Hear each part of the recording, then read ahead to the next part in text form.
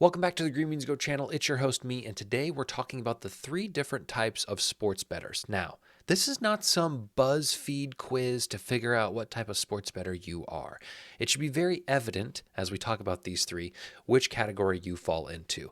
This is something that I've thought about for way too long, actually, and it got to the point where I was like, I need to categorize these types, filter them out, and hopefully educate some people out there who are either new to sports betting or have been doing this for a while, because I've been doing this for a while and I'm still learning new things every day. So let's talk about these 3 things. But before we do that, let's cover some bases. What is this not? This is not a criticism of any one type. We're going to talk about 3 types, and at no point am I meaning to say this type is better than another. Now, I think my revelations about each type may lead us to a certain conclusion, but it is not supposed to be a negative outlook on any of these 3. If you choose one or the other over any of the other, and it's not the one that I may say is the one I prefer, does not mean you are wrong, okay? So this is not an I'm right, you're wrong situation.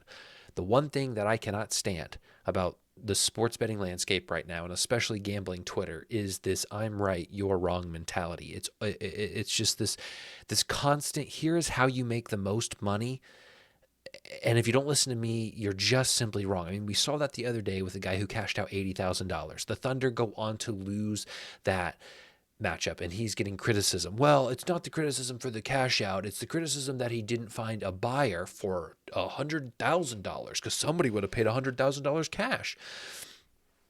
I digress. Okay, I made a video about that if you want to watch that.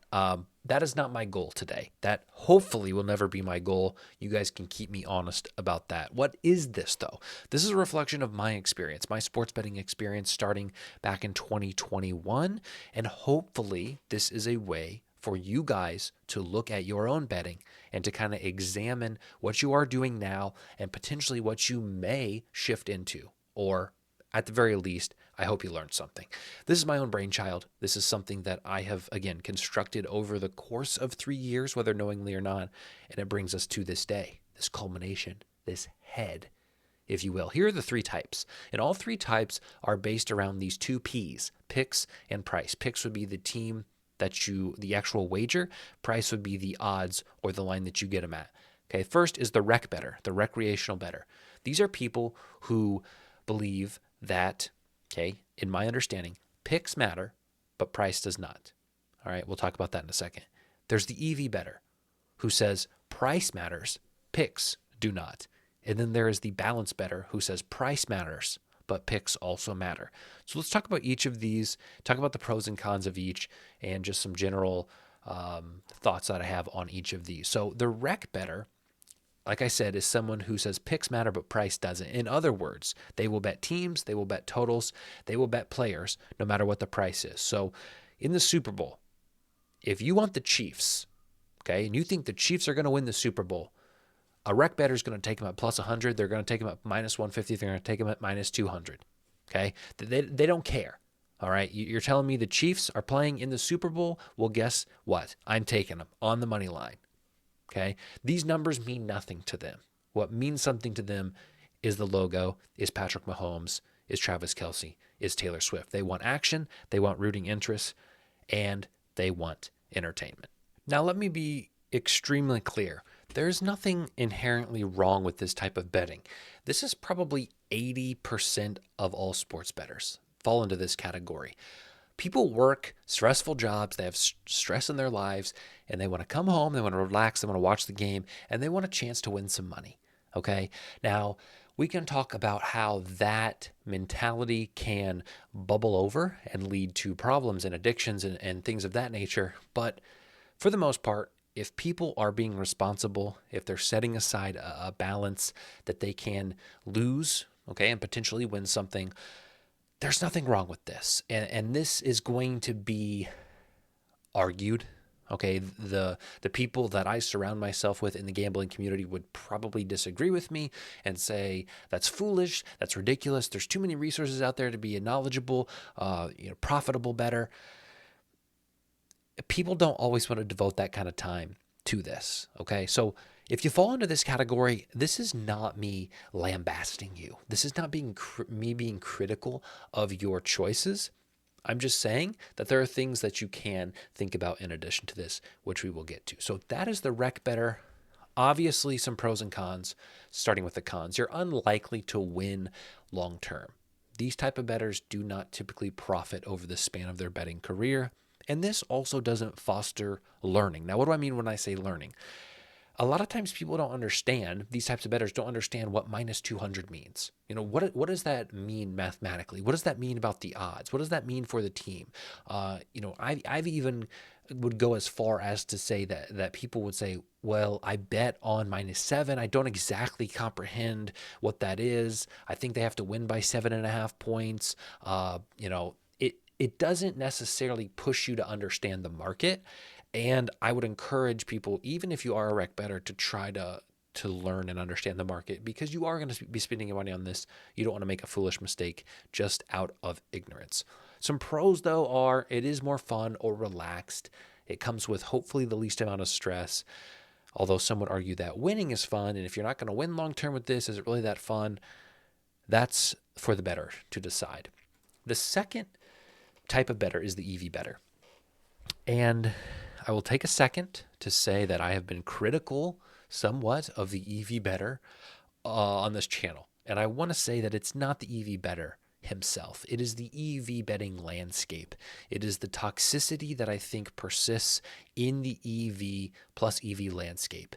It's big voices with big pickets that come in here and they say, this is the only way to achieve profitability.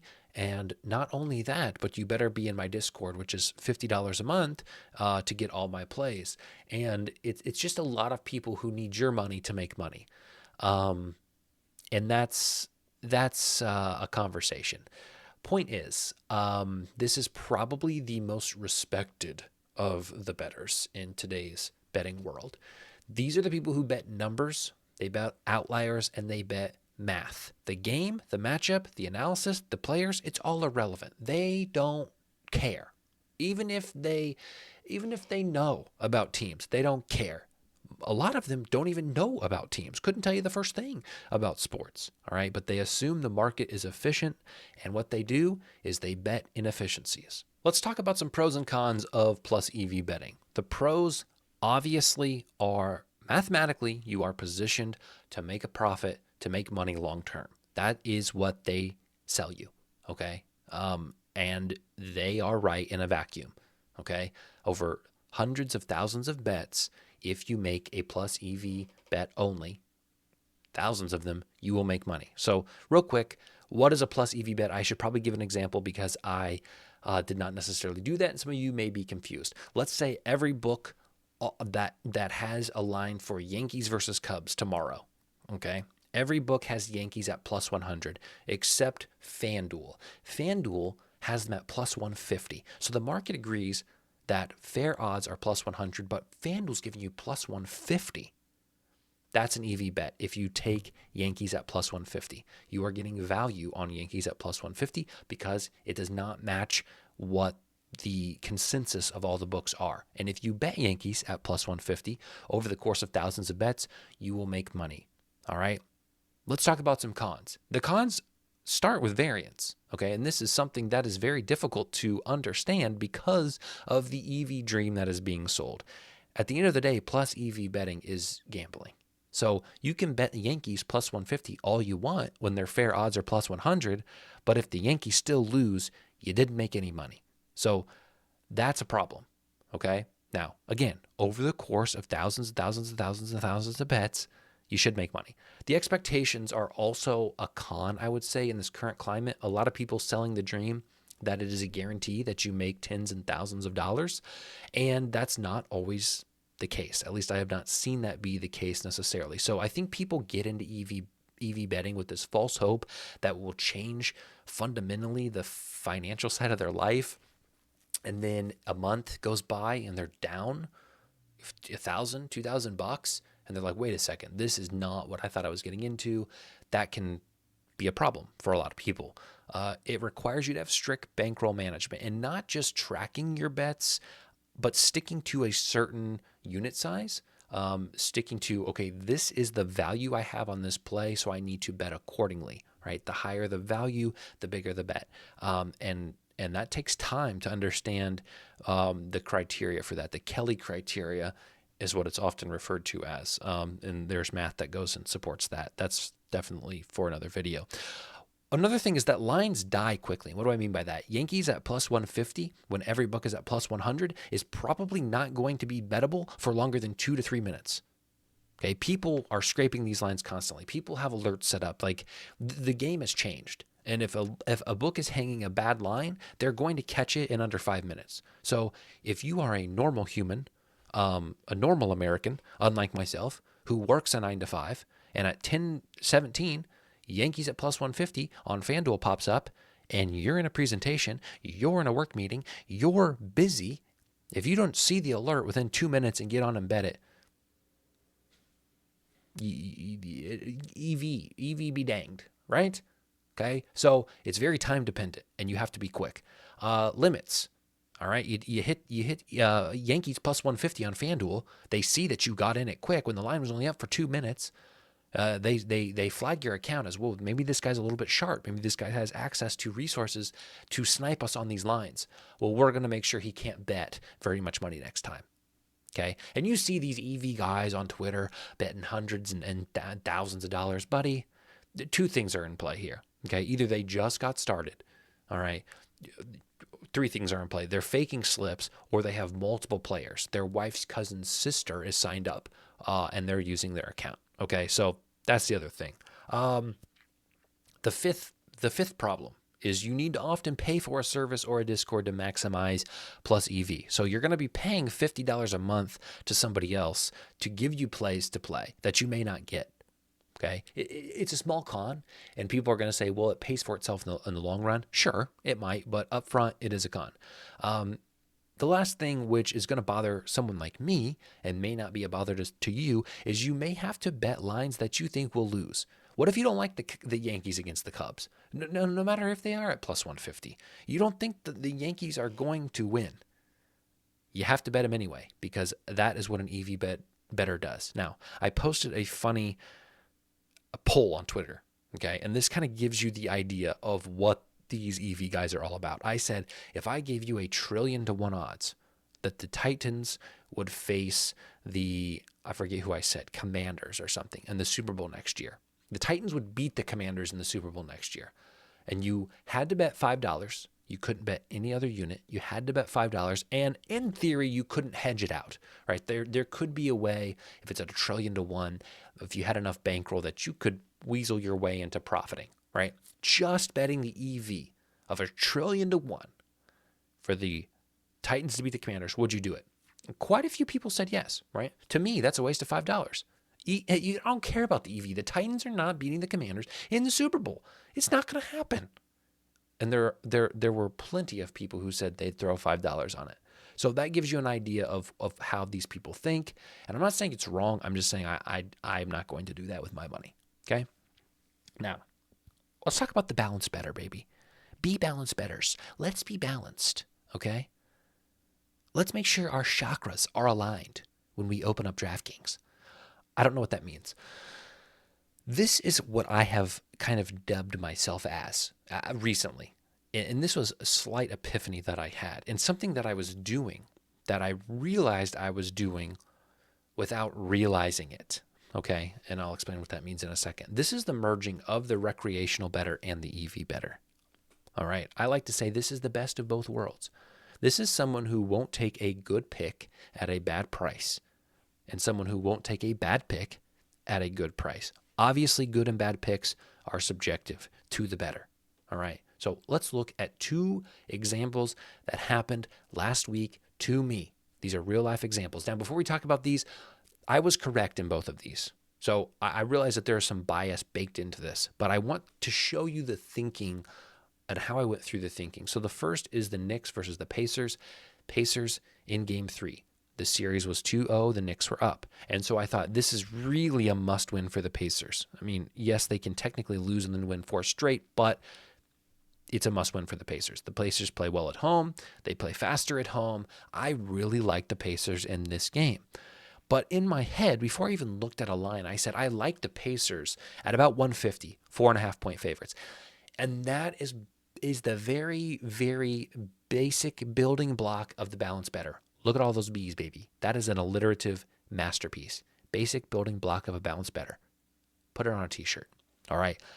It's making the line in your head before you actually see the line. So I got on and I saw that the Pacers were minus 275, 7-point favorites. And I said, I love the Pacers tonight.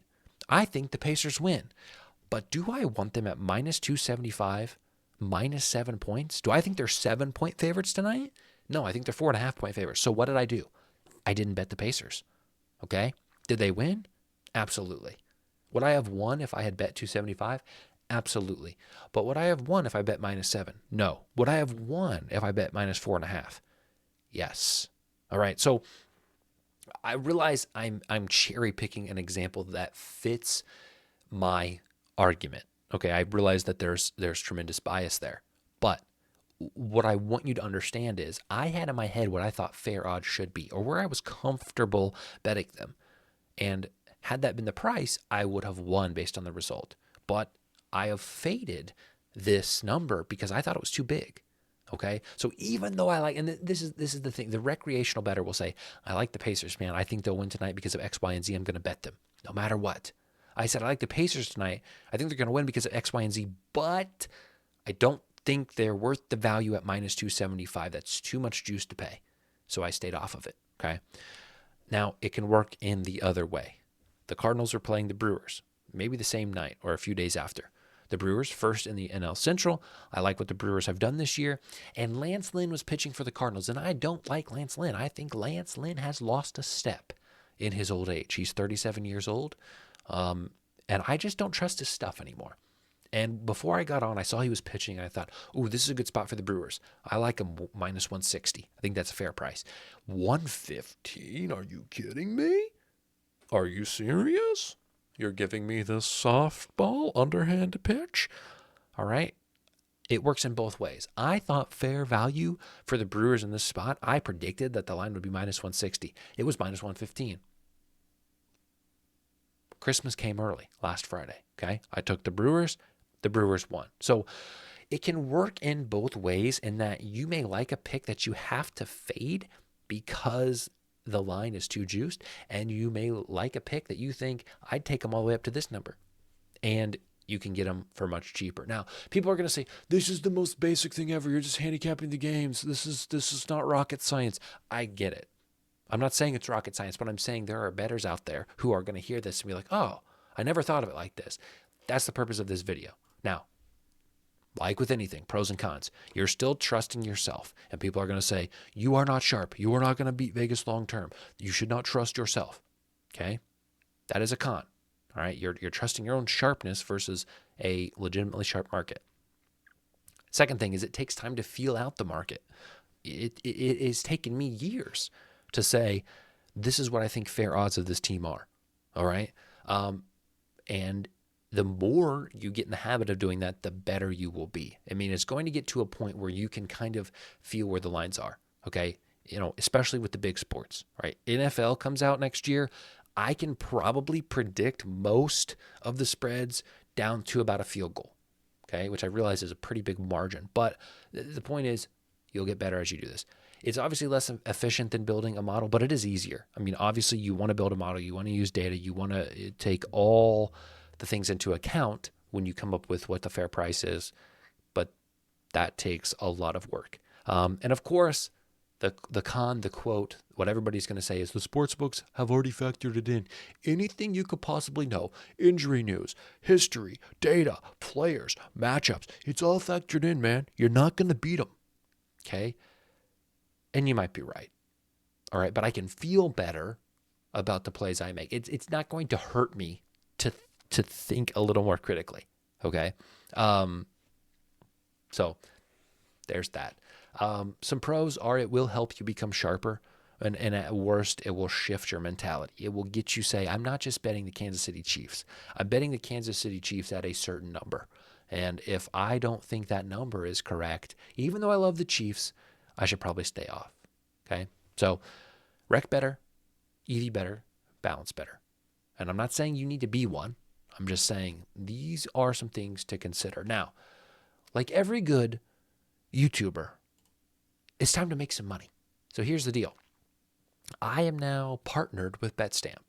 BetStamp is an app that gives you access to lines for multiple sports books so you can see if the Yankees are plus 150 somewhere when everybody else has them at plus 100. It also has a built-in bet tracker. Now, I started organically years ago before sports betting was super talked about in the mainstream social media world, and I built a spreadsheet and I track my data still that way. If you want a bet tracker, BetStamp has ones. But the point is this. It doesn't matter if a book has the Yankees at plus 150 when everybody else has plus 100 if you're not on that book. So here's the sell. Here's how you can keep this roof over my head and keep my belly full. If you go to the link in the description and in my bio and you sort it by state right here, you can sort it by the state you're in. Okay, it will show you all the books that BetStamp is partnered with that are available in your state. If you don't have any of those books and you want to sign up for them, you get the new user bonus that they offer, and it gets me some money, okay? I get a portion of money based on the agreement that BetStamp and the book has, okay, if you sign up for these books. So you don't have to buy anything. You don't have to do anything. You don't even have to enter a dang code. Go to this link, sign up for a new book, and it helps me out. So that's what I got for you today. Long video, but who cares, okay? There's bandwidth out there for everybody. The internet, the cloud storage is unlimited. We'll see you next time.